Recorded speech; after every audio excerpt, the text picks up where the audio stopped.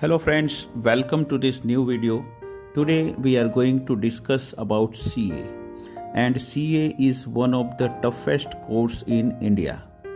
When someone takes admission in 11th Commerce, at least once he dreams of becoming a CA. Surat is highest result giving city of CA. So today we are going to meet a person of Surat who is teaching in CA from last 18 years.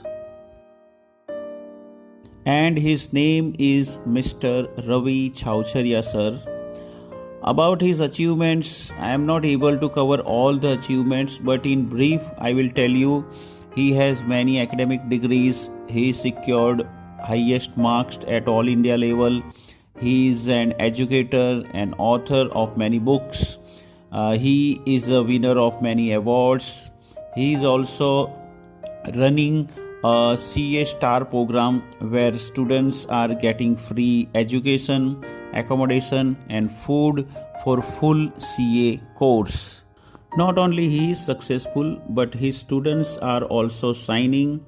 He gave first rank student at all India level. He trained many CAs. His students are ranking in top 50 at all India level. His many students are ranking in top 3 at all India level. So what to more tell about him? Let's meet and ask about CA course. So my first question is that what is the job of a CA? Chartered accountancy एक multi specialist course है. Chartered accountants finance, accounts, income tax, GST, stock market, investments और business के related जितने भी कानून हैं और जो हिसाब किताब है और जो फाइनेंस की व्यवस्था है, इन सब में chartered accountants multiple roles play करते हैं. तो सीए को आप एक टोटल बिजनेस सोल्यूशन प्रोवाइडर कह सकते हैं. हर एक बिजनेसमैन, हर एक इंडस्ट्रियलिस्ट को कहीं ना कहीं कंपनी बनाने से लेकर बिजनेस चलाने तक और बिजनेस के हिसाब किताब से लेकर बिजनेस के फाइनेंस की व्यवस्था तक सब जगहों पे चार्टर्ड अकाउंटेंट्स की ज़रूरत पड़ती है. तो सीए का एक बहुत ही डायनामिक और मल्टीपल रोल होता है. So when you are saying multiple dynamic role is there, but actually what they are doing, what kind of things they are doing, like they are writing, they are verifying, or what is the role means? CS खुद accounts नहीं लिखते हैं. लिखने का मतलब CS के अंदर team होती है, वो अकाउंट्स लिख सकते हैं. लेकिन सीएस बेसिकली अकाउंट्स को वेरीफाई करते हैं और उनके ऊपर अपनी रिपोर्ट्स देते हैं कि अकाउंट्स सही बनाए गए हैं कि नहीं बनाए गए हैं. इससे बिजनेस को फाइनेंस की व्यवस्था करवानी, तो चार्टर्ड अकाउंटेंट्स उनको हेल्प करते हैं टू गेट प्रॉपर फाइनेंस. और कई गवर्नमेंट ने ऐसे रूल्स बनाए हैं जहाँ पे सिर्फ सीए की ही साइन की पावर है. तो चार्टर्ड अकाउंटेंट्स के साइन सिक्के की पावर होती है कि सीएस उसको ऑथोराइज करते हैं, वेरीफाई करते हैं और अपनी रिपोर्ट्स देते हैं. Alright sir. So let's start some basics now. Sir, what is the eligibility for CA? For doing CA you must be 10th standard passed. Please note 12th पास होना जरूरी नहीं होता है. CA आप 10th के बाद रजिस्टर करा सकते हैं. And for appearing CA foundation you have to just appear 12th standard. आप 12th बोर्ड के रिजल्ट्स के पहले CA foundation एग्जाम दे सकते हैं. Right. So the eligibility is 10th pass. Okay sir, this is a really new information. And what kind of student means who should go for CA? जो भी students का observation power अच्छा है and those who are interested in making a career. Observation power means आप जो read कर रहे हो उस पर ध्यान दें, जो आप कैलकुलेशंस कर रहे हो उस पर आपकी एक्यूरेसी हो, स्पीड हो. भले आप एवरेज पढ़ाई करें, आप स्कूल में भले एवरेज स्टूडेंट हो, पर अगर आप में क्यूरियोसिटी है, सीखने की इच्छा है, and if you are interested in reading, learning and solving practical cases questions, अगर आपको बिजनेस सुन के, फाइनेंस सुन के मजा आता है, then CA is for you. Sir कई बार हम स्टूडेंट से सुनते हैं कि maths is also very important. No, let me tell you, CA के लिए 10th तक का मैथ्स का जो बेसिक फंडामेंटल है वो आना चाहिए. उसके बाद सीए में जो मैथमेटिक्स है वो सिर्फ फाउंडेशन में 10% ऑफ टोटल सिलेबस में मैथमेटिक्स है. इंटरमीडिएट और फाइनल में जब हम फाइनेंशियल मैनेजमेंट और कॉस्टिंग करते हैं तो वहां पे बेसिक मैथमेटिकल कैलकुलेशंस ही चाहिए. कोई साइंटिफिक लेवल का जो एकदम हाई लेवल मैथमेटिक्स है वो नहीं चाहिए सीए में. तो कई लोगों के मन में भ्रम है कि सीए के लिए मैथ्स जरूरी है. सीए के लिए मैथ्स के सिर्फ बेसिक फंडामेंटल्स की जरूरत है. Alright sir. See mostly commercial student जो होते हैं, जो कॉमर्स स्ट्रीम के होते हैं, वही सिलेक्ट करते हैं कि भाई मुझे सीए में करियर बनाना है। तो 11th और 12th क्लास जो है उसका क्या इंपॉर्टेंस है सीए में? इसमें मैं आपको एक चीज पहले क्लियर करूं कि सीए करने के लिए 11th-12th कॉमर्स जरूरी नहीं है। 11th-12th साइंस आर्ट्स के स्टूडेंट्स भी सीए करने के लिए एलिजिबल है, राइट। सेकेंडली कि 11th-12th कॉमर्स के साथ जो स्टूडेंट्स सीए करना चाहते हैं तो उनका 11th-12th कॉमर्स भी स्ट्रांग होता है। और 11th-12th कॉमर्स और सीए फाउंडेशन, जो सीए का फर्स्ट लेवल है सीए फाउंडेशन, और 11th-12th कॉमर्स दोनों का सिलेबस काफी सिमिलर जाता है। तो आप फाउंडेशन का पढ़ रहे हैं तो आपका 11th-12th कॉमर्स भी स्ट्रांग होता है, और जो आपने 11th-12th कॉमर्स में पढ़ा वो आपको फाउंडेशन में भी हेल्प करता है। तो फाउंडेशन का सिलेबस जो है सीए का सिलेबस वो कंसेप्ट बेस्ड होता है। सम्स छोटे छोटे होते हैं, नंबर ऑफ सम्स लिमिटेड होते हैं, लेकिन जो स्कूल में होते हैं वो बड़े बड़े सम्स और ज्यादा कैलकुलेशंस होते हैं। पर सीए में लॉजिक ज्यादा होता है, और सीए में नंबर ऑफ टॉपिक्स ज्यादा होते हैं, पर टॉपिक्स पे मजदूरी यानी लेबर वर्क कम करना होता है, और थिंकिंग और यूज एप्लीकेशन ज्यादा करना होता है। ओके सर, आपने फाउंडेशन के बारे में भी काफी बताया, तो फाउंडेशन में कितने पेपर्स होते हैं? In CA foundation there are 4 papers. One is 100 marks of accounts, one is 100 marks of business law. Both these papers are written paper, and from 1st of July 2023 the new syllabus of CA Foundation, Intermediate and Final will be applicable. So जैसे ये videos लगभग जब audience सुन रही होंगी तो 1 जुलाई 2023 ये इसके बाद सुन रही होंगी, तो उन सब के लिए फाउंडेशन का न्यू सिलेबस एप्लीकेबल होगा, जिसमें पर सब्जेक्ट 50% पासिंग रेट पर प्रपोज किया गया है। पर अभी 1 जुलाई आई नहीं है तो हम देखते हैं 50% पर सब्जेक्ट पासिंग रहता है या 40% रहता है। पर 4 सब्जेक्ट क्लियर है, 100 मार्क का अकाउंट्स, 100 मार्क का बिजनेस लॉ, फिर 100 मार्क में 40 मार्क का मैथमेटिक्स, 40 मार्क का स्टैटिस्टिक्स एंड 20 मार्क्स का लॉजिकल रीजनिंग, जो क्वांटिटेटिव एप्टीट्यूड का पूरा पेपर है। ये 100% एमसीक्यू पेपर है, क्लियर। और एक 100 मार्क का बिजनेस इकोनॉमिक्स होगा, अर्थशास्त्र, वो भी 100% एमसीक्यू है। तो आपको रट के लिखना नहीं है इकोनॉमिक्स, मैथमेटिक्स में बड़े बड़े स्टेप्स के सॉल्यूशंस नहीं करने हैं। दोनों पेपर 100% एमसीक्यू है। तो वापस क्लियर करूं, पहले 2 पेपर 100% रिटर्न होंगे और बाद के दोनों पेपर 100% एमसीक्यू होंगे। 4 पेपर होंगे फाउंडेशन में। पास करने के लिए पर सब्जेक्ट और टोटल में 50% चाहिए। फाउंडेशन एग्जाम साल में 2 बार होती है, जून में और दिसंबर में। तो सर जैसे ही कोई स्टूडेंट फाउंडेशन क्लियर करता है, so what kind of journey starts after that? After foundation CA intermediate start होगा। इन CA इंटरमीडिएट 1 ईयर का कोर्स टाइम रहेगा, और जो न्यू सिलेबस है उसमें 6 सब्जेक्ट्स रहेंगे।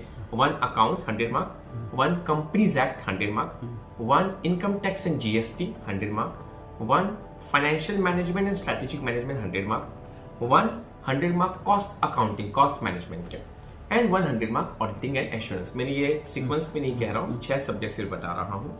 ये 2 ग्रुप में होंगे, 3-3 सब्जेक्ट्स के 2 ग्रुप होंगे। और ये पेपर में 30% एमसीक्यूज रहेंगे और 100% आपका पेपर जो रहेगा वो रिटर्न पेपर होगा, पर उसमें 30 मार्क्स के ऑब्जेक्टिव क्वेश्चंस होंगे। यहाँ पर भी पासिंग क्राइटेरिया 50% एग्रीगेट होगा, पर पर सब्जेक्ट 40% होगा। इंटर की एग्जाम भी साल में 2 बार ली जाएगी, मई नवंबर में, और फाउंडेशन के 1 साल बाद इंटरमीडिएट दिया जा सकता है। ओके सर, जैसे हम सब लोग बात करते हैं कि सीए का रिजल्ट जो है वो काफ़ी कम आता है ओवरऑल कंट्री में, ऑल ओवर इंडिया में, तो इसका सक्सेस रेशियो क्या है? जैसे फाउंडेशन में अगर 100 बच्चे ने एग्जाम दी है तो सीए क्लियर करने तक कितने लोग पहुंच पाते हैं? देखिए एक चीज बताओ, सीए फाउंडेशन का पासिंग रिजल्ट इंडिया का लगभग 30 to 35% रहता है, लेकिन सूरत और खास हमारी खुद की इंस्टीट्यूट में जो हम रवि छावछरिया हमारी जो इंस्टीट्यूट है, यहाँ पर हमारे 80 to 90% स्टूडेंट्स सीए फाउंडेशन पास करते हैं।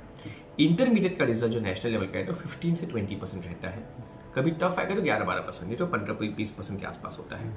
हमारे इंस्टीट्यूट का रिजल्ट ये 50% से ऊपर जाता है, राइट। और सीए फाइनल का रिजल्ट इंडिया का 10 to 12% के बीच में होता है, लेकिन हमारी क्लास में रिजल्ट हमने जो अपने इंस्टीट्यूट में देखा है वो अगेन 50% से ऊपर देखा है। और एक चीज प्रैक्टिकली बताऊं तो सीए के रिजल्ट टफ नहीं होते हैं, पर सीए एक लेस एक्सपेंसिव कोर्स है, कम खर्च वाला कोर्स है।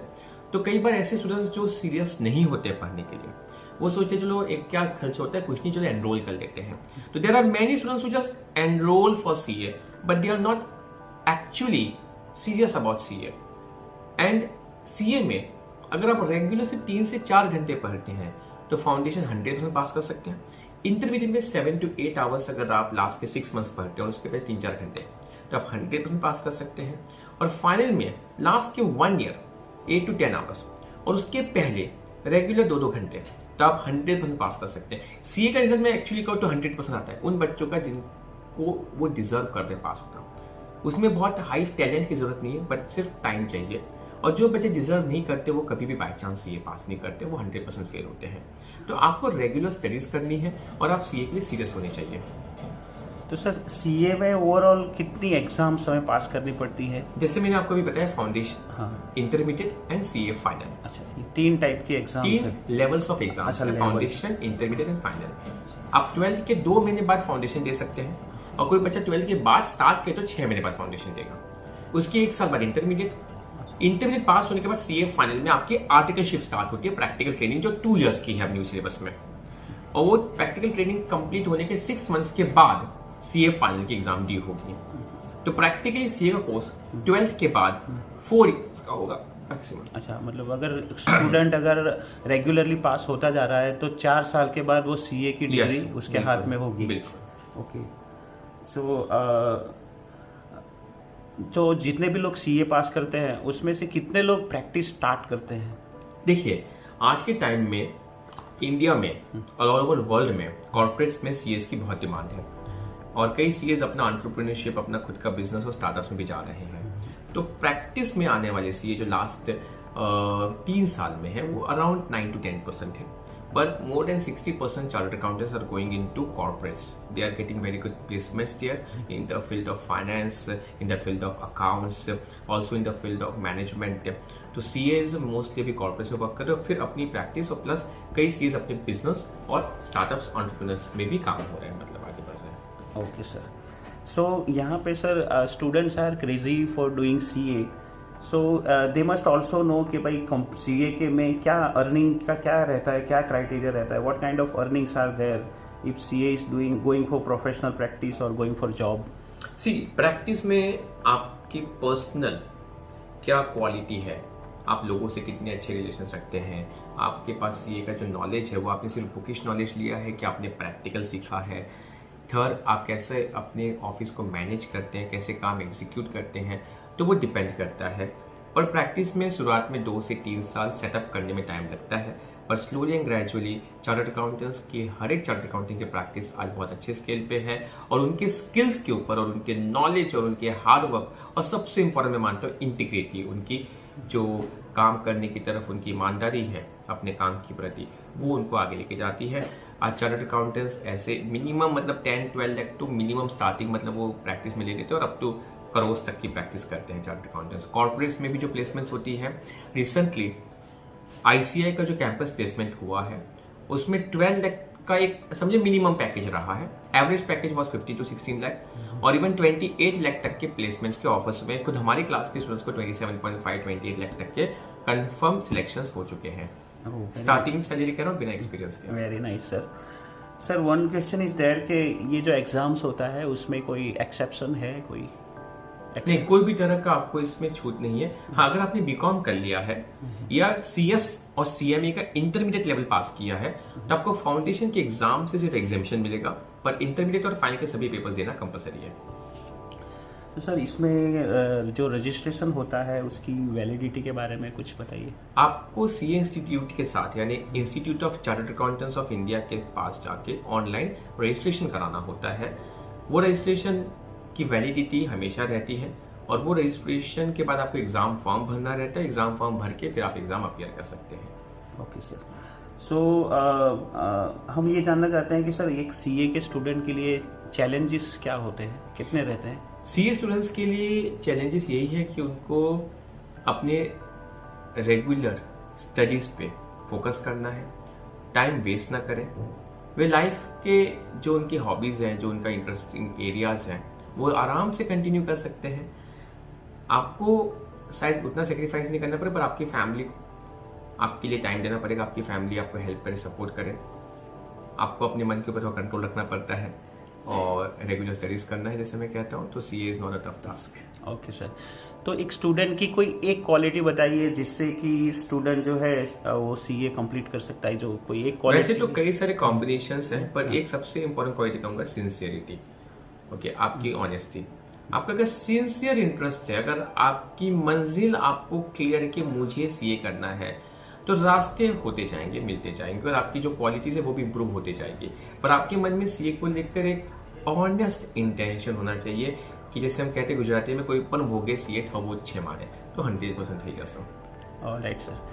तो सीए जैसे कि हम सुनते हैं कि ये जो सीए है ये it is not everyone's cup of T, तो ऐसे किस टाइप के स्टूडेंट है जिन्हें सीए ज्वाइन नहीं करना चाहिए? कि भाई कई लोग ऐसे क्रेजी में ज्वाइन कर लेते हैं, तो वो मैं ऑलरेडी कह चुका हूँ Okay, कि अगर आप सोचते हैं कि मैं पार्ट टाइम स्टडीज कर लूंगा, या मैं लास्ट क्लास में सिर्फ पढ़ाई कर लूंगा, या मैं कोई ट्यूशन खाली ज्वाइन कर लूंगा तो मैं पास ही हो जाऊंगा, तो प्लीज़ किसी के सिर्फ कहने पर ज्वाइन मत करो।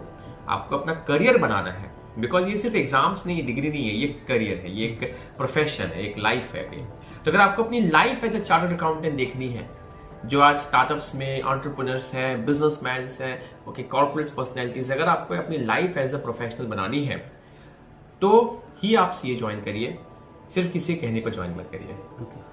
Sir, one question is there, what kind of fees structure is there in CA course? ये बहुत अच्छा सवाल पूछा आपने। सीए इंडिया का सबसे लेस एक्सपेंसिव कोर्स है। मैं चीप कोर्स नहीं कहूँगा, लेस एक्सपेंसिव कहूँगा। सीए में कॉस्ट बहुत ही रिजनेबल रहता है और इसमें कोई रिजर्वेशन भी नहीं होता है।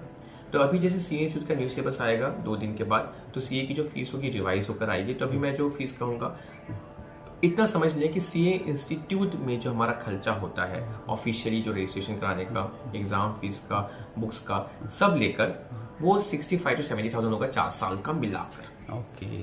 तो सीए बहुत ही एफोर्डेबल कोर्स है। Sir, your last any advice और मैसेज फॉर प्रेजेंट और future students of who are doing CA? मैं एक ही चीज़ कहूँगा कि 12th के बाद जो हमारे पास 4 से 5 साल का समय है, आप सीए करें या इंजीनियरिंग करें, मेडिकल करें या मैनेजमेंट की पढ़ाई करें, बट कोई ना कोई आप स्किल बेस्ड प्रोफेशनल पढ़ाई ज़रूर करें। आप 3 साल 5 साल ग्रेजुएशन और पोस्ट ग्रेजुएशन में ही टाइम ना डालें, सिर्फ उसके साथ सीए हो, सीएमए हो, एसीसीए हो, या बीकॉम या बीबीए के बाद आप एमबीए हो अच्छी कॉलेज से, वो ज़रूर करें और देश के डेवलपमेंट में अपना कंट्रीब्यूशन दीजिए। एक सिक्योर लाइफ लीजिए। लाइफ आगे बहुत सुंदर है, प्रोवाइडेड आप उसको ठीक से लेते हैं, और ये मौका जो पढ़ने का, इसको ना गंवाएं। So thank you so much sir, आपने इतना प्रेशियस टाइम हमें दिया और काफ़ी अच्छी जानकारी दी, जो आई होप कि जो भी ये वीडियो देखेगा उसे काफ़ी अंडरस्टैंडिंग होगी about CA. Thank you again sir. Thank you जी, थैंक यू। नमस्कार, जय हिंद।